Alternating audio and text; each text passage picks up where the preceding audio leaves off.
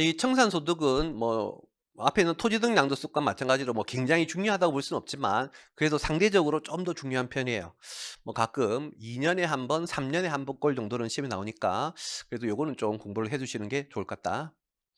자, 기본적으로 청산소득의 취지는 뭐냐면 우리 이제 법인이 설립하고 언젠가는 소멸할 것인데 설립 시부터 소멸 시까지 총 100 원의 소득을 벌었대요. 근데 그 100 원의 소득 중에 한 80원 정도는 실현된 이익이야. 그렇다면 평소에 각사하면서도 과세가 되었겠지만 나머지 20원 정도는 토지의 뭐 시가 상승 분과 같은 미실현 이익이었고, 그러한 미실현 이익은 평소에 이 법인이 사업을 진행할 때에는 과세가 안 됐겠죠. 그랬는데 이번에 이제 이 법인이 해산으로 소멸하게 되면 그것도 이제 드디어 실현될 거야. 어떻게? 우리 해산하게 되면 뭐 해야 돼? 청산 활동을 해야 되고, 청산 활동을 하는 중에 자신의 토지를 처분할 수밖에 없겠죠. 그러면 이제 그 토지의 시가 상승분이 청산 과정 중에 처분하면서 실현될 것인데, 그때 과세관청 입장은 청산 과정 중에 실현된 이익은 청산소득이라는 이름으로 과세할게라고 하는 그런 컨셉인 것이다. 따라서 이러한 청산소득은 언제 발생하는 거냐면 반드시 그 법인이 소멸해야 돼요. 소멸. 다만 꼭 일반적인 해산으로 소멸해야 되지 합병분할로 인한 소멸은 안 되는 것이다. 현재 우리 나중에 이제 10장 가서 배우겠지만 합병분할로 인한 소멸에서의 이익은 각사소득으로 과세해요. 청산소득이 아닌 것이다. 정부의 기본 입장은 야, 합병분할이라고 하는 건 진정한 소멸이 아니지 않니?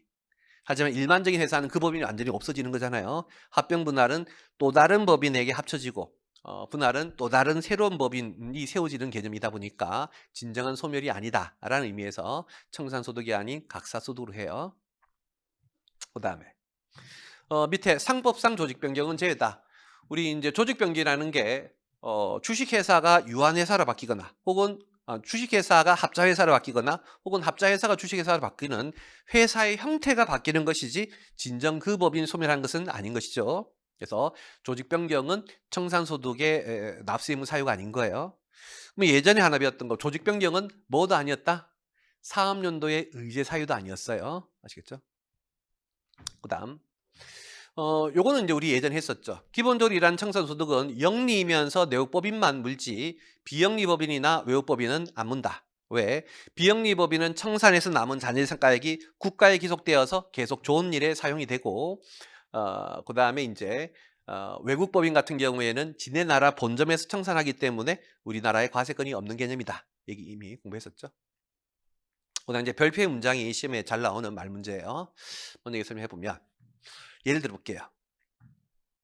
우리 학원이 뭐 지금은 여러분들이 우리 학원을 좋아해서 수강생들이 많지만 언젠가는 우리 학원도 문 닫을 날이 있는 것이겠죠. 그때 이제 우리 학원이 문 닫기로 해산을 결의했대요. 그럼 해산을 결의했다고 해서 우리 학원이 바로 학원 사업을 접을 거냐? 그렇지는 않을 거고 청산을 이제 해야 되는 기간이 존재하기 때문에 그 기간 동안에는 오프라인 수업은 안 하더라도 기존에 촬영해놓은 온라인 강의는 계속 매출 창출이 되는 것이겠죠.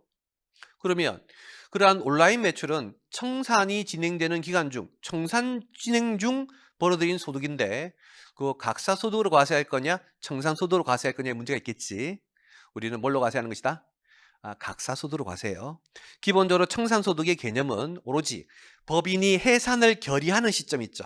법인이 해산을 결의해서 등기하는 그날 존재했던 미실현 이익만 청산소득인 것이지 해산 결의, 해산 등기한 이후에 정상적인 영업활동으로 벌어들인 소득은 청산소득이 아닌 거예요.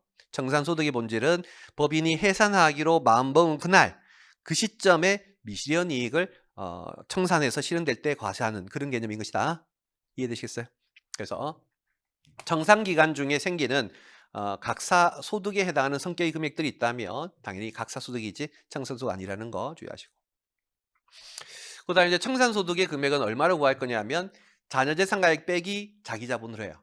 여러분들은 제가 선생님 좀 전까지는 너가 해산 등기를 현재 이 회사의 미실현 이익이 청산소득이라고 하지 않았니? 근데 이게 왜 미실현 이익이냐는데 이게 미실현 이익인 거예요.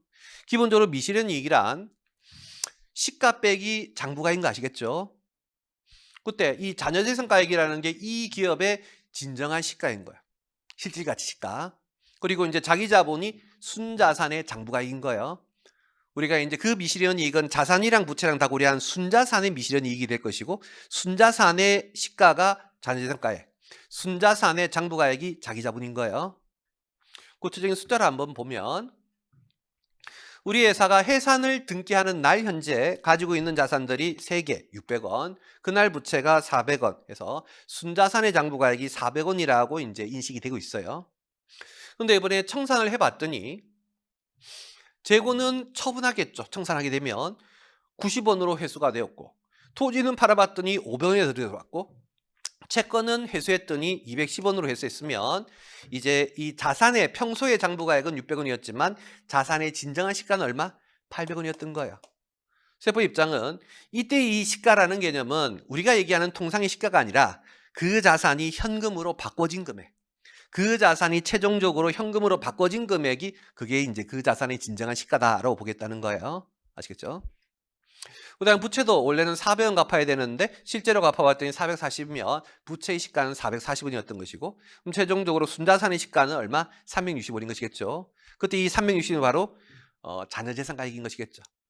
이것들 다 처분해가지고 800이 현금이 생긴 다음에 440의 빚을 갚으면 남은 금액이 360원이고, 이 기업의 진정한 청산가치, 진정한 청산가치가 360원인 거 아시겠죠? 청산가치가 이 기업의 시가인 것으로 보겠다, 이 입장인 거예요. 여기가 이해되시겠죠? 그러면 시가는 360원인데 장부가액은 200원이었다면 차이 나는 160이 그 해산 등기일 현재의 우리 회사 순자산의 미실현 이익이었던 것이고, 이번에 이것이 청산 과정 중에 실현되었다의 관점인 것이다. 이해되시겠죠? 자, 그럼 이제 구체적으로 이제 이것들 어떻게 구할 거냐? 먼저 자녀재산가액은 이렇게 자산들 처분하거나 혹은 회수한 금액, 회수에 따라 우리는 추심했다고 하는데, 처분이나 추심으로 현금으로 환가한 금액이 이제 될 것이고, 그 다음에 이제 자기자본인데, 이 자기자본 계산이 중요해요. 청산소득에서. 자기자본은 자본금에다가 잉여금 더하래요. 근데 우리가 이 자기자본은 당연히 세법 기준의 자기자본인 거야. 텍스 시가, 텍스 장부가액 해야 텍스 미실현 이익의 컨셉이겠지.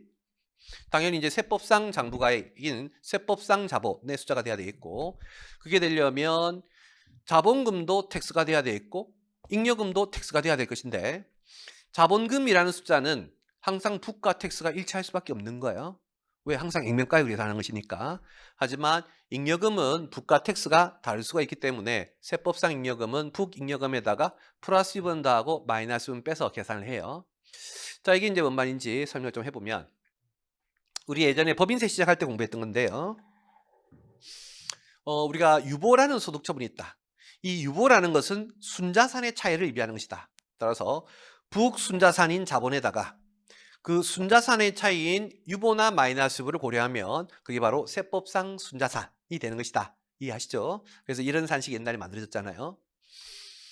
그럼 그때 북자본과 텍스의 자본의 차이가 유보인 것인데, 이 자본이라고 하는 것은 자본금하고 잉여금으로 구성되는 것인데, 아까도 얘기했지만 이 자본금은 부가 텍스가 다를 수가 없다는 거예요. 항상 일치하겠지. 액면가에, 발행직속법 액면가에. 그렇다면 이게 부가 텍스의 자본의 차이인 유보금액은 전부 다 어느 계정에서 발생한 것이다? 잉여금 계정에서 발생한 것이다 로 보겠다는 거예요. 따라서 북잉여금에다가 플러스 1보다하고 마이너스 5 빼면 그게 바로 세법상 잉여금이다. 이렇게 이제 바라보는 컨셉인 거예요. 다시 여기에다 이제 세법상 결손금이 있으면 뺀다. 결손금. 우리는 이제 잉여금, 결손금이 있으면 상계해야 순금액인 것이겠죠. 거기까지는 상식인데, 그때 항상 이제 우리가 이렇게 결손금이 있게 되면 이 결손금은 어떤 종류의 결손금인지 컨셉이 중요하다고 했죠. 우리가 그저께 설명드리기를, 결손금의 종류는 크게 두 가지. 2월 결손공제, 걔들은 시점에 제한, 금액에 제한이 있고, 자산 수중이익들을 보존하는 데 쓰이는 결손금은, 자산 수중이익으로 보존하는 결손금은 시점에 제한이 없고, 기억하시죠? 시점에 제한, 금액에 제한 없고. 그럼 이 동네는 어느 쪽이냐라고 하는 것이죠. 우리가 이미 공부하기를 소개했었죠. 보존 쪽 방식인 거예요. 보존 쪽 방식. 이어가지고 시점의 제한도 없고 금액의 제한도 없고, 그리고 미소멸된 것이어야 된다는 것은 모든 결손금이 동일하죠. 조금 더 응용하면 우리 이제 보전에 쓰이는 결손금은 보전되는 결손금은 시점 제한, 금액 제한 없고 합병으로 승계한 거 되고 안 되고 안 되고 그다음에 법원이나 금융기관이 누락한 거 확인되는 거 되죠. 그 개념 다 그대로 똑같이 적용되는 거야. 아시겠죠? 보전 방식에 적용되는 그 개념들이 여기에도 그대로 적용이 되는 것이다. 그래서 혹시라도 이제 이 법인이 뭐 회생계획이 인가가 되어가지고 법원이 확인한 누락한 결손금이 있으면 여기에 들어가 주는 것이다. 이해되시겠어요? 그다음 그때 이제 우리는 이 결손금을 잉여금에서 빼서 순금액을 구할 것인데 그렇게 구한 순잉여금의 금액이 마이너스가 나온다면 우리는 0으로 보래요. 이 개념이 이제 굉장히 중요한 개념인데요. 우리 회사의 자본금이 500원이고 세법 잉여금이 예를 들어 300원이고 세법상 결손금이 400원이면 우리의 상식은 400원이 돼야 될 게 우리의 상식이잖아요. 근데 세법은 요 숫자가 마이너스 100이 나오면 이거 0으로 보라는 거예요. 0으로 봐서 500이 되게끔 그렇게 해요. 그래서 이렇게 하는 취지는 뭐냐면 저는 뭐 개인적으로 굳이 이렇게 할 필요 없을 것 같은데 뭐 현재 법이 이렇게 돼 있으니까 뭐 그렇게 설명을 하지만 법의 취지는 이거예요. 우리가 청산소득을 구할 때 빼야 되는 자기자본은 최소 자본금에 해당하는 500원까지는 인정해 줄게. 설령 너네가 결손금이 발생해서 자본금을 잠식했다고 할지라도 청산소득을 계산할 때 이 순자산의 장부가액은 최소 얼마는 인정해 줄게? 자본금에 해당하는 500원은 인정해 줄게 라고 하는 거예요. 사실 이제 논리적으로 본다면 굳이 이렇게 할 이유가 있어 없어? 없는 거예요. 하지만 이제 정부의 뭐 기본 입장이 너네 결손이 많이 발생했으면 좀 도와줄게라는 의미가 깔려 있는 것이다. 이렇게 있는 게 좋은 거예요, 좋은 거. 아시겠죠? 그러면 뒤에 빼는 자기 자본이 최소 뭐만큼은 되는 것이니까 자본금만큼 되는 것이니까 그래서 정책적으로 뭐 혜택 주는 관점으로 논리적으로 이해하기는 좀 어려운 파트고 그런데 이제 이 규정을 악용하는 놈이 존재할 수 있기 때문에 그러한 악용을 방지하기 위해서 별표 5의 규정이 있어요. 자, 뭔 얘기인지 예를 들어 보면 자, 어떤 회사가 해산 등기일 현재 숫자가 이렇게 되더래요. 그러면 아까 배웠던 대로 해보면 잉여금 결손금 하니까 마이너스 500 나오는데 마이너스 500을 저기 못 빼니까 최소 금액에 해당하는 자본금 8전이 되겠지. 이해됐죠? 그러면 여러분들 하나 알 수 있는 건 우리 자본금하고 잉여금이 있었을 때 자본금하고 잉여금이 있었을 때 어느 숫자가 더 큰 게 유리해요? 자본금이 큰 게 유리하죠. 자본금이 크면 자본금은 무조건 뺄 수 있는 것이고 잉여금은 결손금 때문에 못 뺄 수도 있는 거잖아요. 이해되시죠? 그러다 보면 어떤 법인이 이제 이를 악용하기 위해서 해산할 때쯤 돼서요. 우리 청산소득 많이 나올 것 같네. 청산소득 줄이려면 우리 회사의 잉여금, 이잉이나 자잉이 있잖아요. 그것을 전부 다 자본금에 전입시켜버려요. 잉여금을 전부 다 자본금에 전입시키면 잉여금은 줄지만 뭐가 늘어요? 자본금은 늘겠죠. 그럼 자본금이 더 커지면 그만큼 청산소득이 줄어들 수가 있겠다는 거예요. 그래서 그런 걸 방지하기 위해서 해산 등기일 전 2년 이내에 자본금에 전입한 잉여금이 있는 경우에는 그 전입한 잉여금은 청산소득 줄이기 위한 조세 회피 행위인 것으로 간주해서 전입 취소해버리겠다는 거예요. 만약에 예를 들어가지고 우리 회사가 지금이 해산 등기일인데 한 6개월 전에 200의 자행을 자본금에 전입한 게 있대요. 그러면 200을 전입해서 800, 100이 된 거잖아.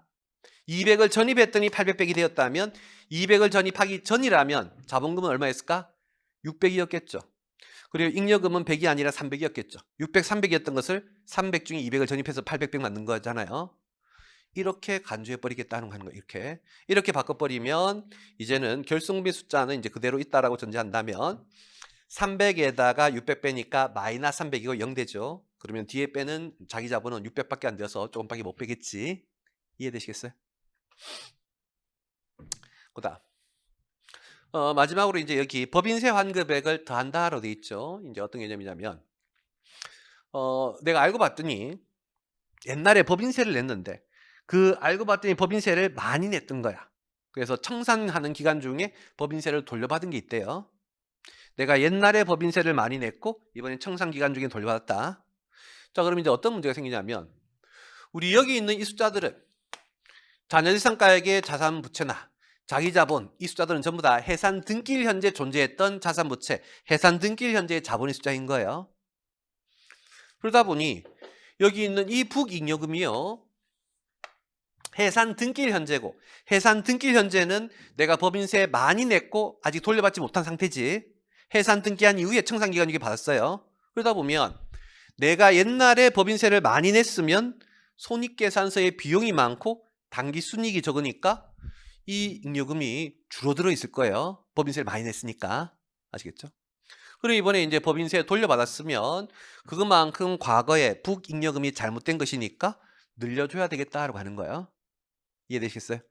옛날 법인세를 환급받았다는 건 옛날에 많이 냈다는 뜻이고, 옛날에 많이 냈으면 북의 이익잉여금이 줄어져 있고, 북의 이익잉여금이 줄어져 있다는 것은 잘못된 계산이니까 그 환급받는 만큼을 더 하게 되면 정상적인 숫자로 바뀐다라는 컨셉인 거예요.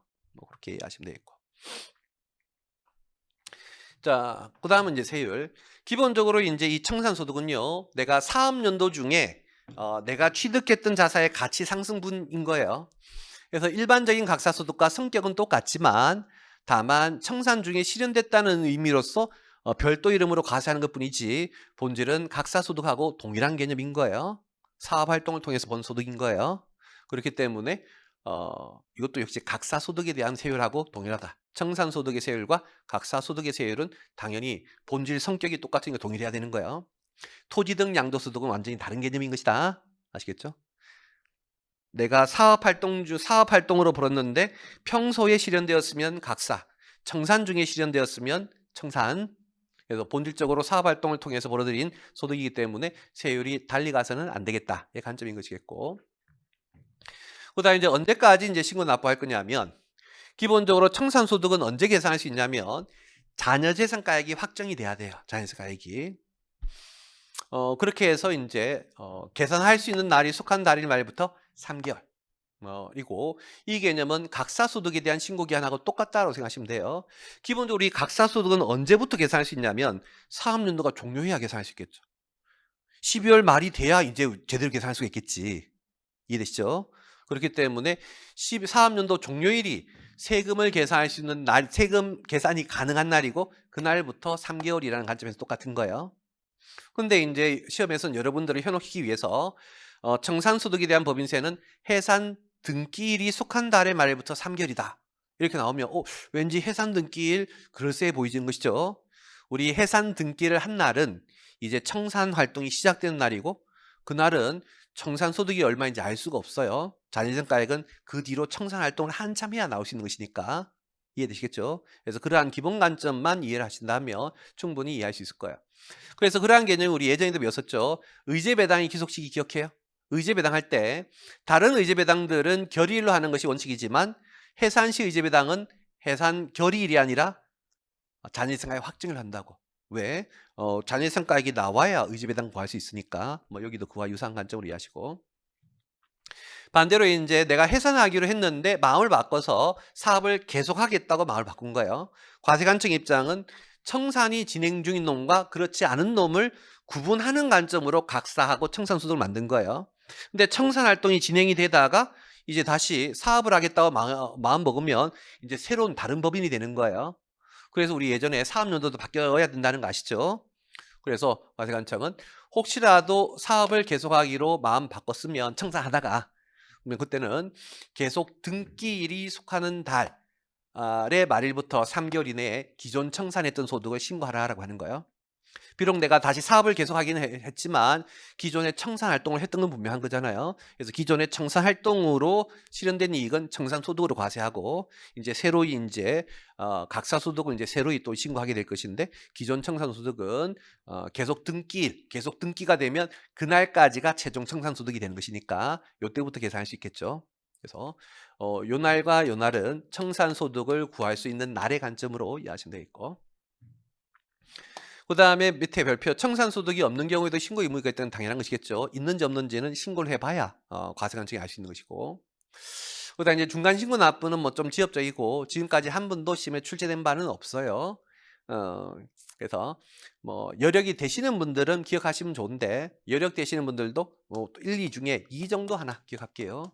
우리 교재에 인제 요 기출 문제는 아닌데 제가 인제 별도로 문제 만든 게 요거 동그라미 2는 있어요. 뭐 해도 좋고 안 해도 좋고 쪼끔 출제 가능성 낮다. 그다음에 이제 가산세 얘도 좀 지엽적인데요. 기본적으로 인제 청산소득은 항상 본질이 각사소득과 똑같은 것이기 때문에 청산소득에 대한 신고 안 했다면 각사소득에 대한 신고 안 한 거와 마찬가지로 신고 관련 가산세를 동일하게 적용을 해요. 다만 결정적인 차이는 우리 각사소득에 대한 가산세를 적용할 때는 만분의 7, 만분의 14 이런 거 있잖아요. 하지만 청산소득일 때만큼은 만분의 7, 만분의 14는 없다.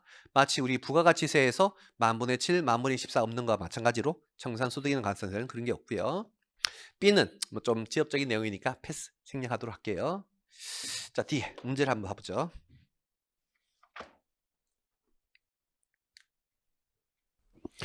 자, 이제는 청산소득에 대한 문제를 좀 풀어볼게요.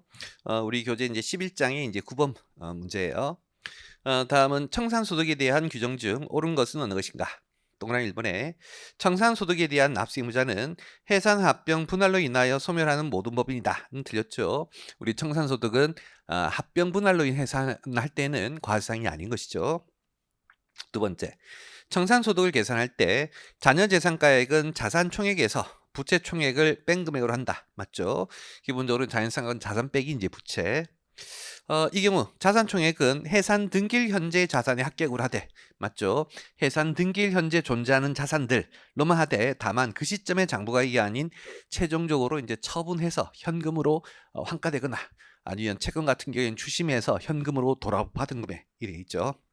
그래서 옆에 추심할 채권과 환가 처분할 자산은 추심 또는 환가한 날에 현재 가액으로 한다. 맞는 문장.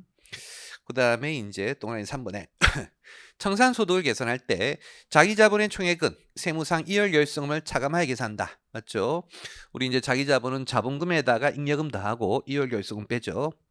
이 경우 이월결승금은 거기 이제 오타인데 해산등기일이에요. 해산등기일. 해산등기일 현재 15년 이내 발생분에 하나여 공제하며 짱이 뭔 뜻이냐면 우리 이제 차감하는 이월결승금은 이월결승금 공제 쪽 컨셉이에요? 아니면 보존적 컨셉이에요? 보존적 컨셉인 거 아시겠죠? 보존적 컨셉이다 보니까 시점에 제한 금액에 제한이 없어요. 그래서 15년 이내 발생분이라는 표현 들겠고 그 다음에 이제 이월결승금이 잉여금을 초과하면 초과하는 금액은 없는 것으로 본다. 는 맞죠. 우리 잉여금하고 이월결승금 뺐을 때 갈로 하는 숫자가 마이너스 나오면 0으로 한다가 바로 이 표현이죠. 네 번째, 청산소득에 대한 법인세 납부할 세액이 없는 경우로서 신고를 누락한 경우에는 무신고 가산세를 납부해야 된다. 자, 이거 좀 지엽적인 내용인데 이제 본문할 때 설명하긴 했었죠. 우리 기본적으로 청산소득은 소득이 없더라도 신고는 하래요. 다만 이제 신고 안 했을 때 무신고 가산세는 물리지 않게 될 거예요. 왜냐하면 우리 이제 일반 법인들 같은 경우에 각사소득 없어도 신고하라고 돼 있고, 근데 만약 신고하지 않으면 무신고로 보아 무신고 가산세를 물릴 건데, 그때 무신고 가산세는 미납세, 무신고세액의 20% 하고 매출액의 만분의 7하고 두 개 중에 큰 건데, 각사소득이 없으면 세액이 없으니까 빵이 20%는 0이지만 매출액이 있으면 매출액의 만분의 7을 해서 소득 없어도 무신고 가산세 물릴 수 있다 했잖아요. 하지만 이 청산소득에 대한 무신고 가산세만큼은 매출액의 만분의 7이 없어요. 오로지 세액의 20%만 있는데 납부할 세액이 없으면 0의 20%니까 무신고 가산세를 실제로 내지는 않는 것이겠죠. 그 밑에 있는 동그라미 이제 5번 지문은 뭐 실제로 출제된 건 아니고 제가 교재에 넣었는데 이제 본문 설명하면서 좀 지엽적인 내용이다. 여력 되시는 분들만 보라 했던 내용이에요. 좀 지엽적인 내용이니까 설명을 생략하고요. 그 밑에 10번 옳지 않은 것은 동그라미 1번에 외국 법인하고 비영리 내국 법인은 청산소득에 대한 법인세 납세 의무가 없다. 맞죠? 청산소득은 기본적으로 내국 영리 법인에 한정해서만 과세가 되는 것이고 동그라미 2번에 청산소득에 대한 납부 의무가 있는 법인은 과표와 세액을 관할 세무서장에게 신고해야 된다. 맞죠? 당연히 청산소득 납세 있는 법인은 소득이 있든 없든 원칙적으로 신고하는 것이죠. 다만 청산소득이 없는 경우에는 그러하지 아니해야 되는 틀렸죠. 있든 없든 항상 신고해야 되죠. 다만 이제 아까 얘기했듯이 세액이 없었을 때 무신고 가산세까지 물리지는 않는다. 그다음에 이제 세 번째, 해산에 의한 청산소득을 계산할 때 청산 기간 중에 생기는 각사 연도의 소득이 있으면 각사 소득에 산입한다. 요 굉장히 중요한 문장이고 시험에 여러 번 출제가 되었어요. 기본적으로 청산소득은 해산 등기일 현재의 자산의 처분, 즉 청산 과정에서 발생한 소득만 과세하는 것이지 해산 등기일 이후에 일반적인 사업활동에서 발생한 소득은 각사소득으로 과세하는 것이다. 맞고, 또 하나 4번에 해산에 의한 청산소득을 계산할 때 청산기간에 국기법에 따라서 환급되는 법인세액이 있으면 해산 등기일 현재의 자기자본에 가산한다. 설명했던 내용 맞는 문장이고, 5번째, 특별법에 따라 설립된 법인이 법의 개정이나 폐지로 인하여 상법에 따른 회사로 조직 변경하는 경우, 우리 조직 변경은 청산소득의 과세 사유가 아닌 거예요. 그래서 거기 과세하지 아니한다. 맞는 문장이죠. 자, 그 다음에 이제 11번 계산 문제 풀어보면 17기 해산을 결의하고 청산 절차에 수한 영리내역법인 A의 청산소득을 구하시오. 먼저 첫 번째, 해산 등기일 현재의 이제 BS 자본인데요. 거기 이제 자본금이 이제 8천, 자잉이 3천, 이잉이 1,000이죠. 현재 이 문제가 이제 청산소득 구하라는 문제인데, 우리 청산소득은 자녀재산가액에다가 자기자본 빼죠. 그래서 1이 자녀재산가액, 2가 자기자본인데, 그때 자기자본은 기본적으로 자본금에다가, 거기 자본금 8천 있죠. 에다가 이제 잉여금 3천에다가 이익잉여금 1,000. 뭐 이렇게 하는 거 일단 이렇게 써볼게요. 자, 그다음 이제 두 번째, 해산 등기일 현재 법에서 정하는 이율결손금은 5천이고 뭐 자기자본 총액에서 이미 상기되었던 것으로 보는 금액은 없다. 그럼 이율결손금 이렇게 이제 빼주셔야 되겠죠. 그다음 이제 세 번째, 해산에 의한 자녀재산가액은 1억이다. 그래서 여기 자녀재산가액 1억. 그리고 네 번째, 해산 등기일 전 2년 이내에 전입한 잉여금이 2천이 있다. 자, 이걸 좀 주의하셔야 돼. 우리 이제 기본적으로 이 괄호 안의 숫자가 마이너스가 되면 0으로 해서 여기에서 안 빼잖아요. 그런 개념이 이제 혜택의 관점이다 설명드렸었죠. 근데 이러한 혜택의 관점을 악용해서 해산할 때쯤 잉여금을 확 자본에 전입함으로써 자본금은 늘리고 잉여금을 줄일 수 있는 그런 경우로 조세 회피할 수가 있으니까 법은 그런 것을 방지하기 위해서 해산 등기 전 2년 이내에 잉여금 전입했다면 없었던 것으로 간주하죠. 그럼 없었다면 이 8천이 2천 전입한 후에 8천이니까 2천 전입하기 전이라면 6천일 것이고, 또한 이 금액들도 3천, 1천 해서 총 4천인데 4천 중에 얼마가 전입이 된 거예요? 2천이 전입되어서 4천 남아있는 거야. 2천이 전입되어서 4천 남아있는 것이니까 여기에다 2천을 더해서 얼마로? 6천으로 바꿔줘야 되겠죠. 자, 그렇게 되게 되면 6천 빼기 이제 5천이 될 것이고, 그렇게 되면 이제는 플러스 1,000이 돼 있고 1,000에다가 6천 더하니까 7천이 되겠죠. 그럼 1억에다가 7천 빼니까 청산소득은 3천이다. 이렇게 계산하게 될 거예요. 자, 그 다음에는 이제 12번. 제접을 영위하는 영리내역법인 A가 17기 말에 해상하기로 견의한 후 재무 상태에 관한 자료고 청산소득을 구해라. 첫 번째, 17기 이제 BS 쭉 주어져 있고요. 차변에 이제 토지, 건물, 기계, 자산들 있고, 오른쪽에 이제 차입금 있고, 자본금, 자본잉여금, 이익잉여금인데요. 별표에 청산 과정 중에 토지는 4천. 그래서 자, 이제 앞에 문제는 자녀재산가액이 얼마다를 바로 줬다면 이 문제는 자산 처분하거나 채권 추심한 금액이 얼마다. 그 금액 집어넣으면 되겠지. 먼저 토지 같은 경우에는 4천. 그 다음에 건물은 7천. 그 다음에 이제 기계장치는 1,500. 그래서 자녀재산가액이 들어갈 것이고, 근데 주의할 것은 이 자녀재산가액은 자산의 처분가액만이 아니에요. 반드시 부채의 상환액도 빼줘야 되겠죠. 옆에 차입금, 상환 등에 사용했다. 그래서 위에 차입금이 3,500이라고 BS에 있으니까 그 3,500까지 뺀 금액이 자녀재산가액이 되겠죠. 이렇게 계산하시면 이 금액이 이제 9천만 원 나와요. 다시 이제 갈로 이번에 17년 현재 세무상 이월결손이 3,700이다. 그럼 요 고려해서 이제 자기자본 구할 건데, 먼저 자기자본 자본금에서 출발하죠. 문제에서 5천 있고요. 다시 여기에다가 자본잉여금 1,000, 이익잉여금 1,800. 에다가 이제 결손금 3,700을 요렇게 빼주셔야 돼 있고, 밑에 있는 가로 3번 문장 마저 읽어보면 가로 3번 합병이나 분할에 의한 해산이 아니다. 그래서 우리 이제 그 앞에 문제도 있다시피 합병 분할로 인한 해산이라면 청산소득 아니고 각사소득이죠. 근데 이제 그런 해산이니까 청산소득 맞겠고, 또한 A는 채무자 회생 및 파산에 관한 법률에 따른 회생 계획인가나 기업구조정 촉진법에 따른 기업 개선 계획의 이행에 대한 약정을 체결한 법인이 아니다. 그래서 이제 마지막 문장은 별로 중요하지 않은 문장인데 뭔 뜻이냐면, 우리 이제 이때 이월 결손금은 보존적 컨셉이었고, 우리 보존적 컨셉은 몇 가지 특징이 있었죠. 첫 번째가 시점에 제한, 금액에 제한 없다는 거 하나. 그다음 두 번째, 합병이나 이제 분할로 승계한 결손금은 안 된다는 거 하나. 그리고 세법상 과거에 신고 누락된 결손금이라고 할지라도 금방 읽었던 회생계획 인가 결정받은 거나, 아니면 기업 개선 계획 약정에서 법원이나 금융기관이 확인한 결손금이라면 신고 누락된 결손금이라도 들어갈 수 있다라고 했잖아요.